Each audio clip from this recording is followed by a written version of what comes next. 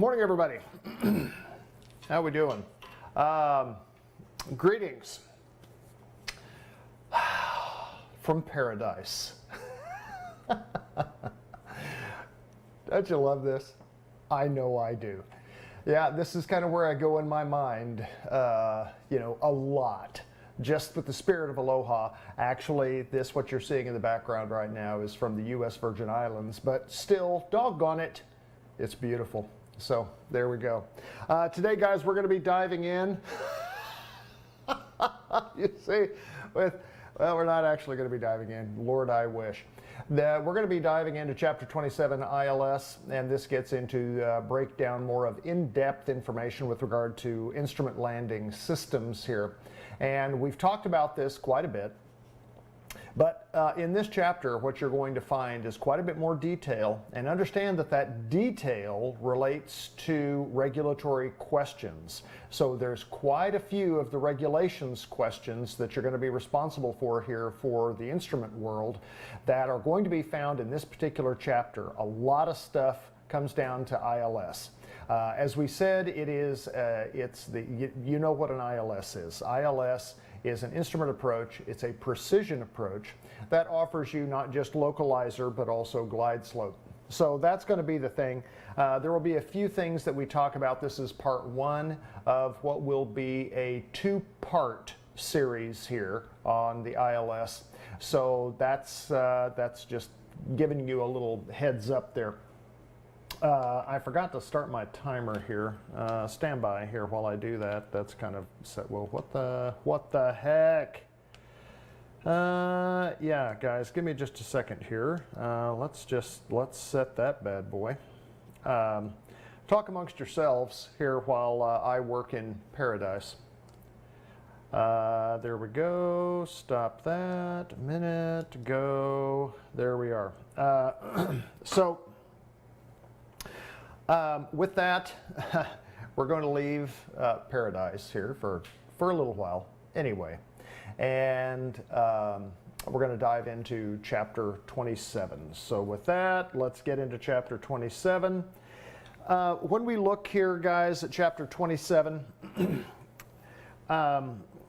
the bullet point pieces here are things that we have talked about.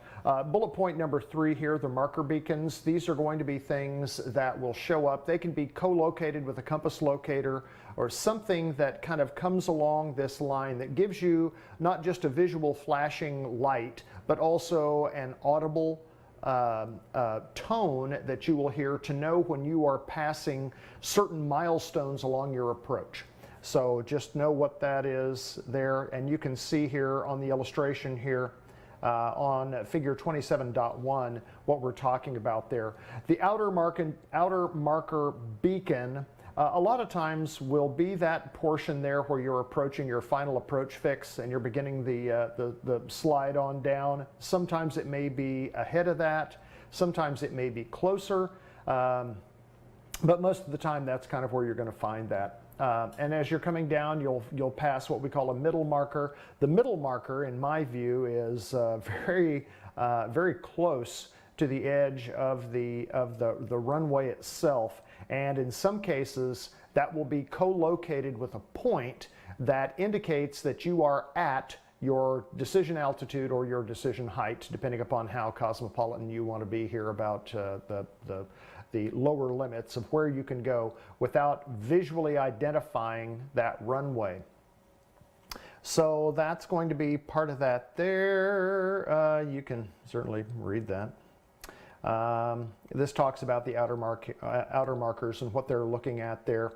And so you can look and see how you read, certainly again with kind of what you have read there before, about the outer marker being co-located with the compass. So that's where you'll see an LOM if you have some form of co-location with a compass marker, etc. LOM or LMM with that as well. One of the things that they mention here, and this is something that I had actually kind of forgotten, is that we talk about glide path And it's just one of the hazards of doing this as long as I have, is that sometimes I sort of forget about some of the actual nomenclature that we use to describe certain elements here. And we talk about glide path, and we use that again with the vertical reference. Understand that we haven't shut the power off. We're not actually gliding on this.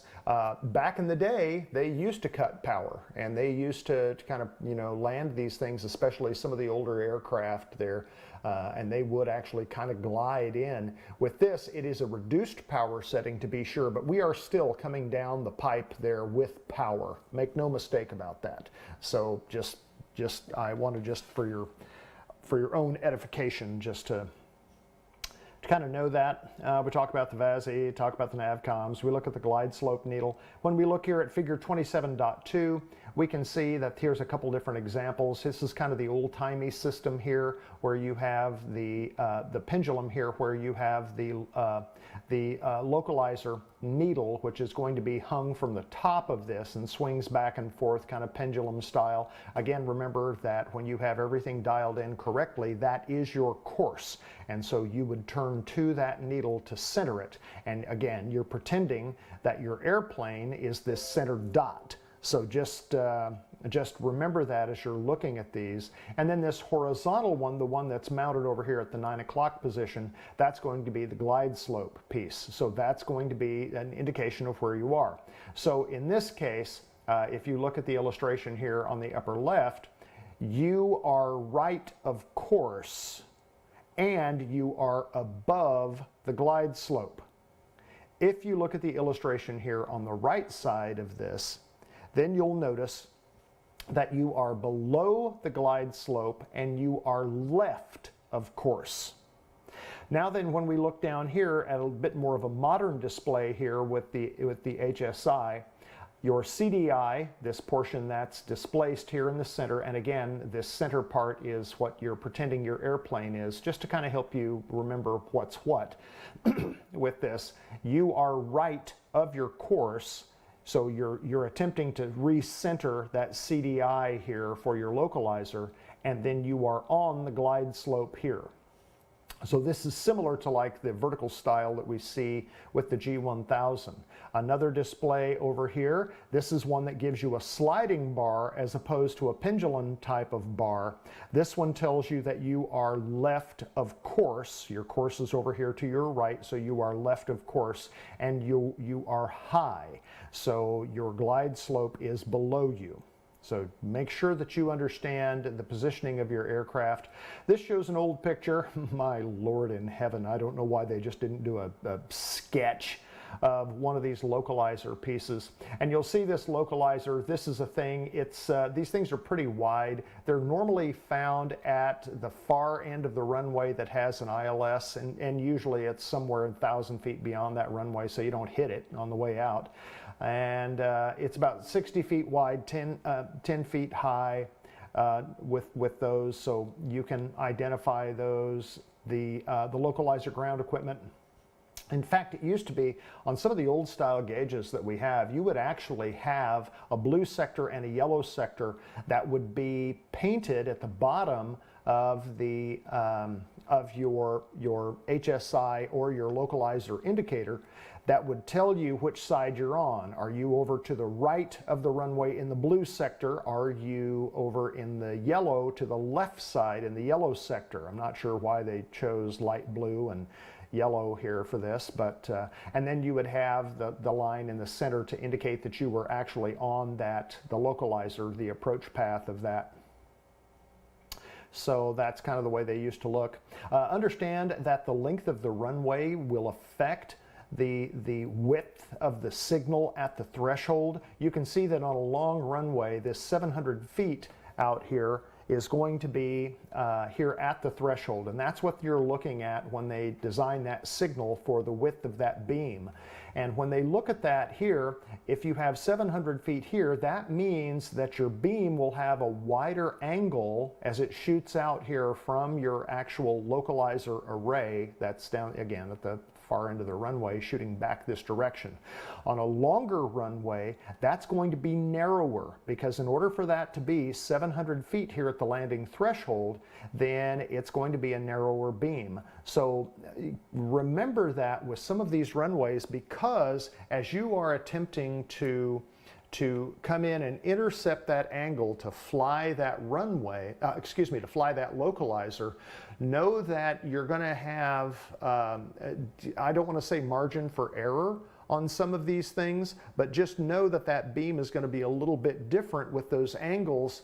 And what that means is that you have a little less slop that you have in here with a longer runway, because that's going to be a narrower beam. You may have a little bit more room with that CDI localizer to work on a shorter runway, yet it is still crucial to keep that localizer needle centered as best you can when you're coming down the runway. Remember, anytime that you come down that runway, you got to keep that thing centered. Try to keep it between those middle dots. Anytime that you on an approach have once you're inside the final approach fix, and if you have a full scale deflection either way, whether it's localizer or whether it's glide slope, up or down or left or right, you go missed. Anytime you've got a full scale deflection, because that means that you are so far off that course that your chances of bringing that thing back and landing that airplane with something less than heroic measures are going to be somewhat slim. So just remember that also. This kind of shows us again another way that you can look at that beam and that protected space that you have there with that localizer. You can see that you've got 35 degrees either side of that center line within 10 nautical miles, but then at 18 nautical miles from that localizer antenna, again, it's from the antenna, it's not the end of the runway, but it's where that antenna happens to be, then you're looking at 10 degrees either side of that line. So that's going to be a thing that you know, when you look at that, you kind of need to know where you're going to pick that localizer needle up. And this again is going to be a test question. Some of the localizers will actually broadcast a signal on the opposite side of this.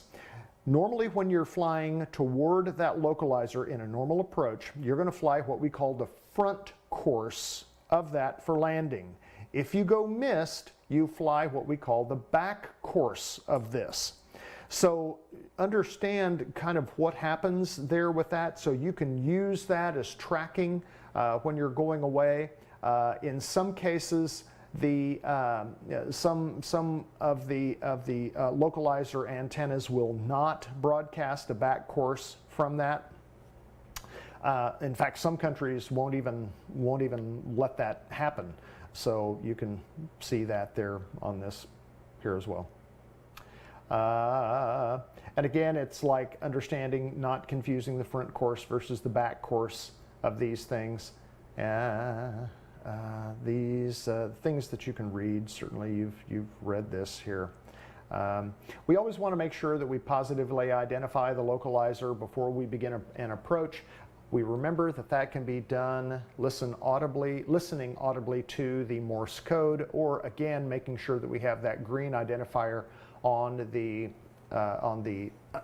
the active nav unit on your G1000. Green is good to go. Looking. You guys have read this. You have read this. This section here. We talk about full-scale deflection on these things, and that's a situation that we don't want to find ourselves in with a full-scale deflection. We want to keep that needle centered as best we can. Being between the two inside dots, that's perfectly acceptable, because it does not take much to recover from that situation and to put that needle back where it's supposed to be. But when you get a full-scale deflection, again, meaning that that thing is going to be either at the far side on one side and the far side on the other, that means that you're going to go missed. And the reason that that's critical is because when that needle is at a full scale deflection, either left or right or top and bottom, you don't know how far off you are, especially when you're in the clouds, because you have nothing that tells you, all you know is that you've exceeded the limits for that particular angle on that ILS. And when that happens, you have no idea where you are, you go missed.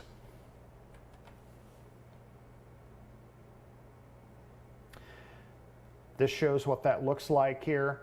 You can see what this needle is here when you're on that center line. Here's a half scale deflection. Here's a half scale deflection. These are going to be recoverable. You can get back on center line there with that, but you have to watch how you do it. One other thing I wanted to mention to you is the reason that we use that heading bug. Remember in the demonstrations that I did in class, you have on the G1000 you have a blue heading bug that you have sitting up there. When you look at that, if you look, that heading bug width itself is approximately 6 degrees wide. So it's 3 degrees off the lubber line to the right, 3 degrees off the lubber line to the left. Normally what you want is that when you have that localizer needle, the left and right piece, and you have that centered, any correction that you're going to make, you want to try to make it within the width of that heading bug. So these are pretty gentle turns. When I say turns, these are pretty gentle nose corrections that you're making on this airplane, because by that point you have an idea how the wind is going to affect you there when you start down the final approach fix. Remember, that's going to change. There are going to be winds that will change, and so in some cases you may find that you're actually making corrections outside that heading bug to keep that needle centered. But in a lot of cases you can hold that center line by just making those small corrections inside the width of that heading bug. If you need to make a change outside of that, adjust your heading bug accordingly, and then still try to work within the width of that heading bug. Remember guys, the whole point of us having these discussions is that you do the reading and then we talk about the real world application about how all this works. That's what we're doing. Understand here what the differences are in the angles and what the dots mean here, because those dots, those are going to be test questions here. We're talking about the angular width of your localizer here, and remembering that 1.5 to 3 degrees, that depends on the length of the runway and the distance at the upwind end. Keep that, yeah, those are things that you have to know. These here, this is kind of, oh, this actually shows you here, in fact, on figure 27.10, this shows you one of those localizers that actually has this, this blue and yellow down here at the bottom here of your localizer, and these are what they kind of look like. What this is telling you is that when you have this dialed in correctly, it tells you that you are in the blue sector, meaning you're to the right of the runway. So your course is to your left, turn the airplane to the left to intercept your CDI to get that back on course. But understand what happens when you fly away from that. Flying away from that, it's going to be reverse sensing. So you have to remember how that works. Localizer failure, we talked about that.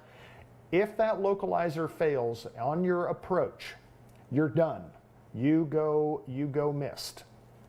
The localizer is something that you absolutely have to have if you're flying a localizer or an ILS approach. You can lose the glide slope and still continue the approach if you have practiced for it and if you're ready for it. But the timing has to be there or you go missed. Set yourself up again for a localizer approach and come in more stabilized rather than kind of panicking about the fact that you've lost your glide slope. Flying the localizer, they talk about this as being a performance instrument once you have it set up correctly.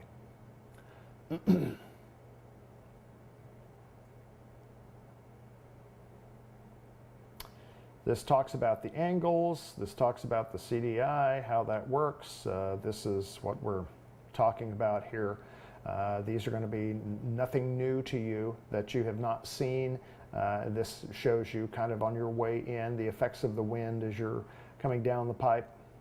applying the wind correction here to make sure that you are, I wanted to look at something here, yeah.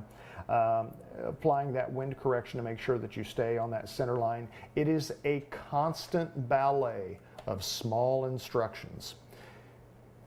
Back in the day when I was learning, this is a long time ago, and a guy that was teaching me, you know, we used to do a lot of hunting back where I was from, and teaching me how to aim small, miss small. And what that means is you're making very small corrections for things. It's the same thing here in the airplane. If you keep your house in a small box like this and you make those small corrections quickly, then what happens is that you don't wind up having to make large gross movements here in the controls, so that you're kind of chasing this thing down the pipe here in a series of S-turns. That is not a stabilized approach. So small changes in the control inputs. Notice the change quickly, make the adjustment quickly, but keep the adjustment small, nothing wild. This talks to you here, headings, finer and finer and finer. Actually, it talks about this. It talks about this. It says that the angle of this is 12 degrees. That may be right. I may have misremembered, as they say. 6 degrees either side of that on a typical heading bug. We'll look and see what the width of the heading bug is on the G1000. But now that I'm thinking about that, I think that's probably true. But again, that gives you 12 degrees in this particular case of movement just within the boundaries of the heading bug. Tracking outbound on the localizer, it is a non-command instrument, meaning that you are subject to reverse sensing, and that means that left is not always left.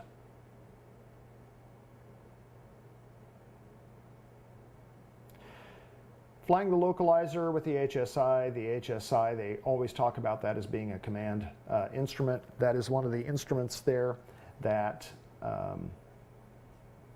that will give you information that, of course, is you know, critical here to this. And again, it only works as a command instrument if indeed you have it set up correctly. Meaning that, do you have the localizer dialed in, and have you identified the fact that that is indeed the correct localizer for that runway? This talks to you about the localizer. We have gone over this before. Now we're talking about the glide slope. Remember, that's the vertical element of this. This glide slope angle here of 3 degrees, we have talked about the math of that as well. Those are going to be test questions for you. Understand, 90 knot ground speed, 450 feet per minute. That's going to get you down to the proper rate of descent that you have toward that runway. And the reason that we preach this is because, remember what you're doing in that airplane. Once you start that nose down, you're going to be trimming that airplane, the elevator trim, to hold that angle on the way down the hill. Okay, when you're sliding down the hypotenuse, you're going to trim out the control pressures to hold that. If you can apply the proper power setting that gives you the correct speed and the proper rate of descent on your VSI, that takes some of the workload off of you to hold that glide slope on the way down the hypotenuse, versus having to you know, kill snakes in a bucket, you know, coming down the glide slope. Adjusting your power appropriately, and you'll get to know what that power setting is going to be based on the winds, based on the atmospheric conditions. You'll have a place to start, at least, to hold that 90 degrees heading down. Normally in the Diamond DA40, you're doing that with 1 notch of flaps, so things are going to slow down for you pretty quick.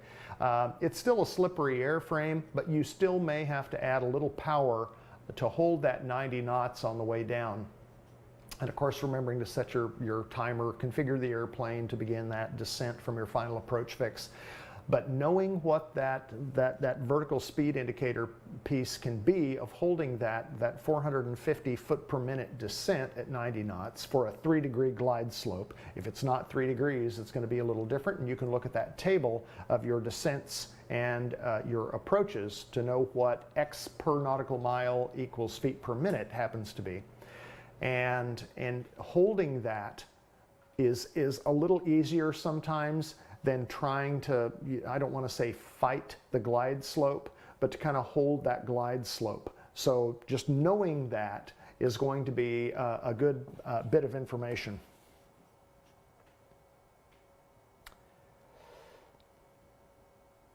This talks here about all of your feet, where you're going to be at your various points here along your runway threshold. The glide slope antenna, normally what you're going to see from that, you'll see that somewhere between 750 feet and 1,250 feet from that runway threshold. Those of you that have done the math on that understand that that point between 750 and 1,250 is 1,000. Why is that number important? That 1,000 feet beyond that runway threshold is going to be something that we're going to talk about here, because I'm assuming that they're going to have an illustration of the markings on our runways that has a precision approach on it. But just remember, 1,000 feet. So for instance, when you see this here, this shows this 1,000 feet. And this is normally where you're going to find your VASI or your PAPI, that visual approach slope indicator, so that when you break out of the clouds, you can again not just see the things that you need to identify the runway, but it's about 1,000 feet here is where that transmitter is going to be. And that's that part where it's taking you. It's not taking you to the edge of the runway. It's not taking you to the numbers. It's taking you to a point right here at 1,000 feet. It's so important, in fact, that we actually, on a precision runway, will have 1,000-foot markers. They're these big white boxes that are going to be on the just on the left and right of the center line, and that is that point where your glide slope, in most cases, will take your aircraft if you follow it all the way to the asphalt or concrete.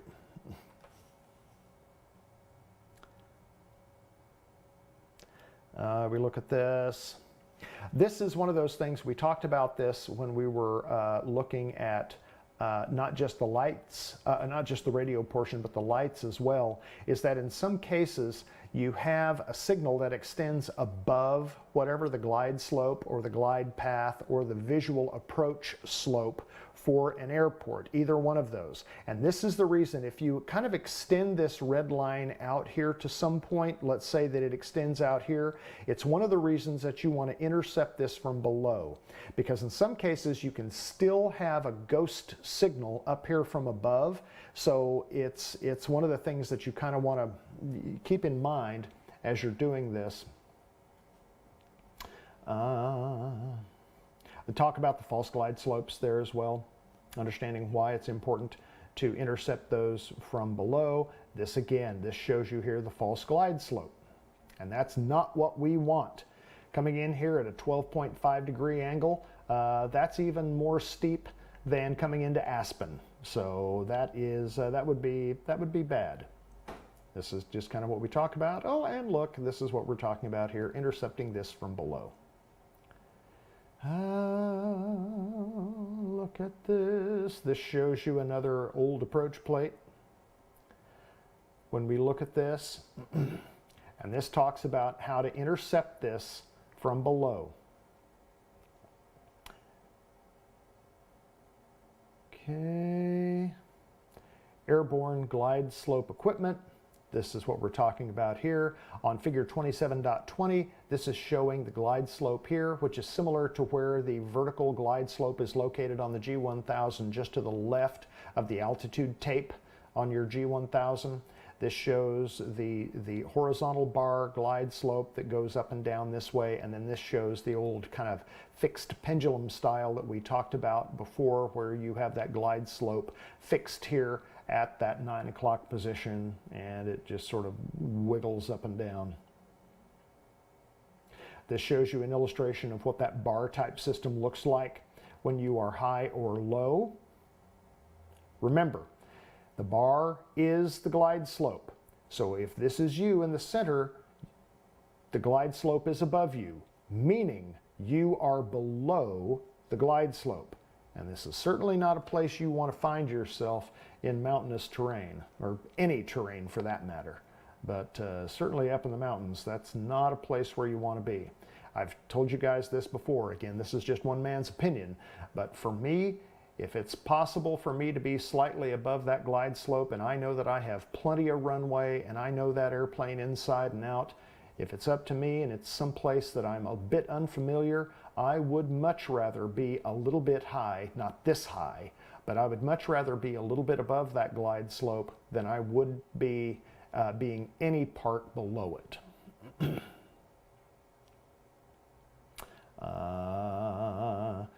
And here we go, we talk about this. This goes back to that 1 to 20 rule that we discussed here as well. Peg to peg on the glide slope, what that is in degrees with that. That's going to be a test question for you here. And these,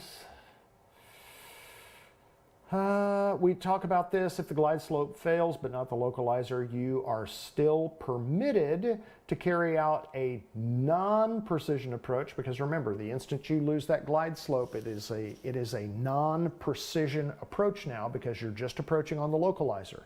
So now the localizer minimums apply, and it only works if you have set your timer to make it all go. Again, my caution to you would be go missed, set it up, come back and do it again, unless you have a compelling reason to go ahead and land that airplane. Flying the glide slope, again, this goes back to what we talked about at 3 degrees, which is the standard for glide slopes. Not all of them are going to be like that. Some of them will be greater. So you have to kind of know what that looks like. Know the difference between what happens here with the headwind, to know how that's going to affect your descent. It talks about that here as well. And remember what happens to you in a headwind. In a headwind, if you've got 20 knots on the tail, that's going to slow you down, your ground speed down by 20. So now you have to recalculate. If you've got a 20-knot tailwind, now then your ground speed may be 110. Now time to recompute. That's going to change, number one, your feet per minute as well as your power settings.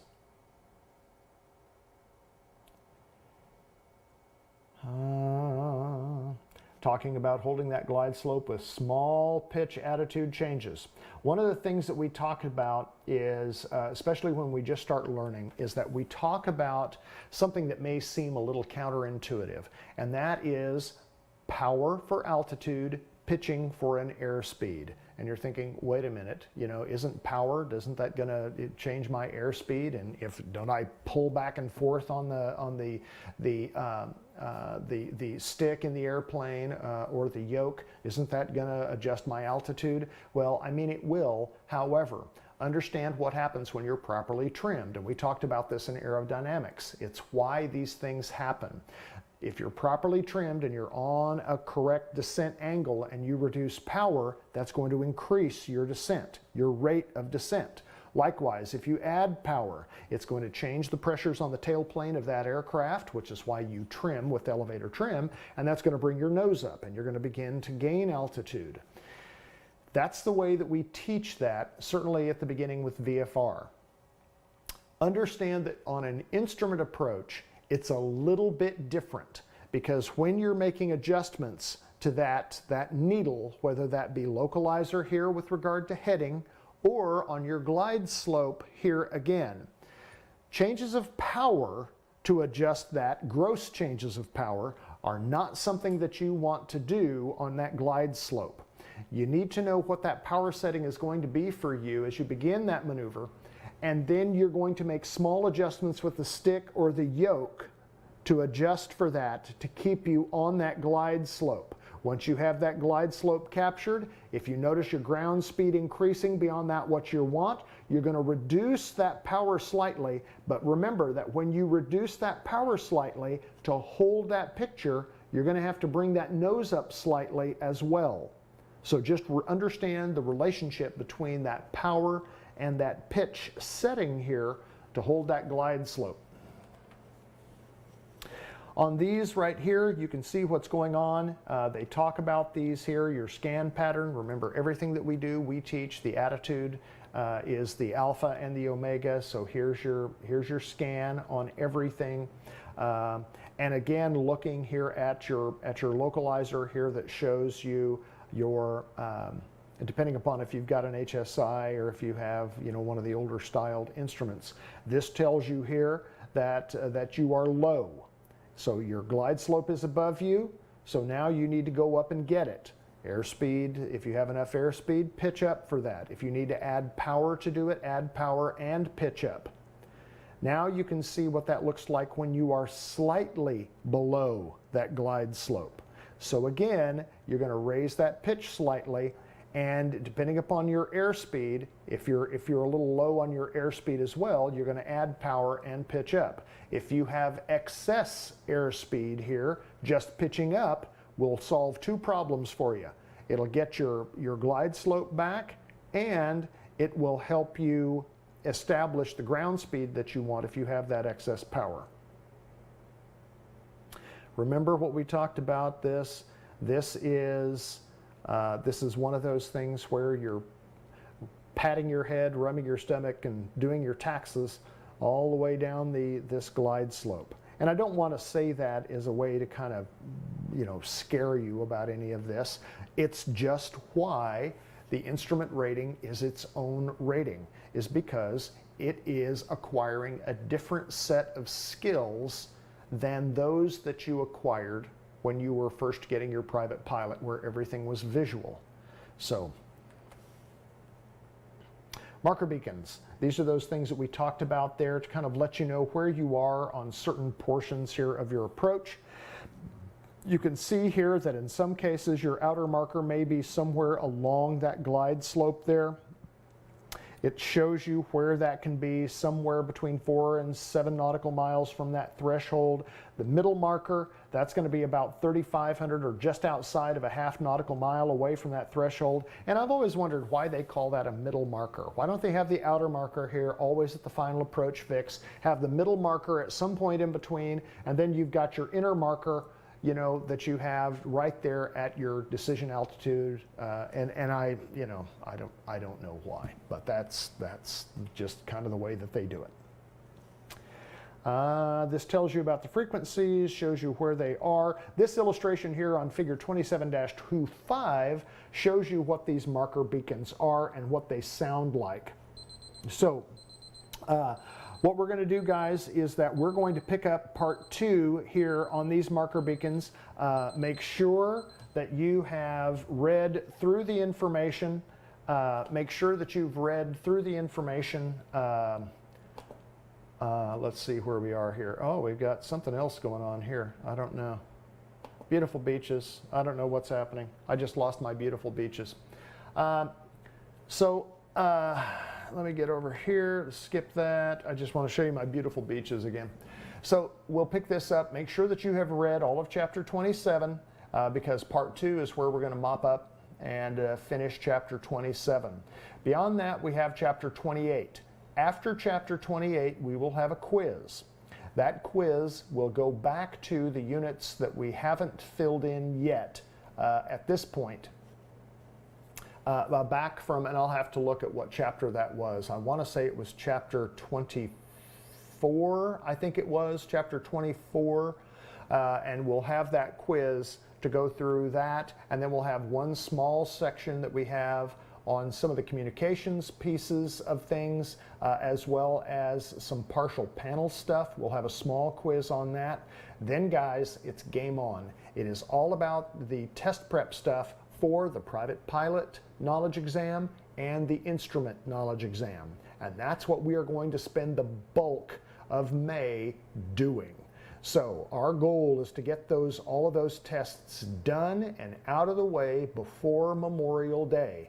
And from that point on through the balance of the class that we have, we're going to have some more fun. Okay, so this is what we're after. Guys, thanks, and I'll be back with part 2. See ya.